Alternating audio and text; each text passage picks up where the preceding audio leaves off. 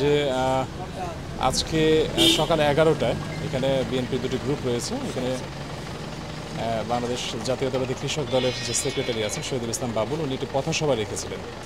11টার দিকে পথসভা ছিল, তো সেটাকে কেন্দ্র করে আরেকটি গ্রুপ যেটা আছে বাংলাদেশ জাতীয়তাবাদী দলের যে সাংগঠনিক সম্পাদক শ্যামাবাজ রিঙ্কু, ওনার যে সমর্থন গোষ্ঠী রয়েছেন, ওনারা একই সাথে অবস্থান নেন। এই নগরকান্দা বাজারে এসে ওনারা অবস্থান নেন। পরবর্তীতে দু একটা ধাওয়া পাল্টা দেওয়ার ঘটনা ঘটেছে। আমরা সঙ্গে সঙ্গে পুলিশ আমরা এসে সংবাদ পেয়ে সঙ্গে সঙ্গে এসে আমরা তাদেরকে ছত্রভঙ্গ করেছি এবং এখন পরিস্থিতি আমাদের নিয়ন্ত্রণে আছে। পুলিশ মোতায়েন আছে, আমরা টহল ডিউটি করছি, আমরা টহলের উপরেই আছি। পরিস্থিতি এখন নিয়ন্ত্রণে আছে। ধন্যবাদ।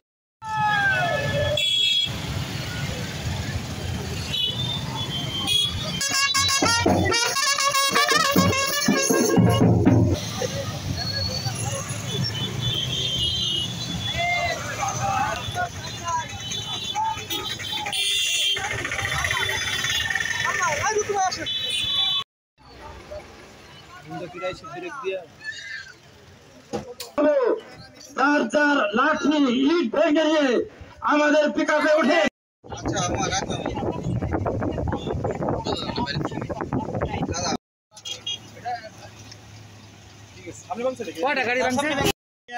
লাঠি নিয়ে আইসে দাম দাম পারি, কোনো কথা নাই। আমরা গাড়ির ভিতরেই ছিলাম। শ্যামাপাল লোকজন ইট পটকাল লইয়া বসে রয়েছে। আমাকে কিছু গাড়ি ভাঙচুর করছে। গাড়ি ভাঙচুর করার পর আমাকে লোক বাবুল বাড়ির নেতৃত্বে আমরা উগে যেতেছি। আমরা দেশীয় অস্ত্র নিয়ে রান্দা ইট এইগুলা নিয়ে আপনার হলো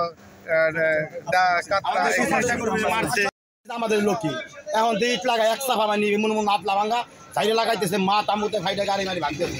আমরা তো জানি না যে আমরা কোনো গ্যাঞ্জাম করতে আসি নাই। আমরা এসে বাবুল বাড়ি নিয়ে তার বাসা পর্যন্ত যাবো।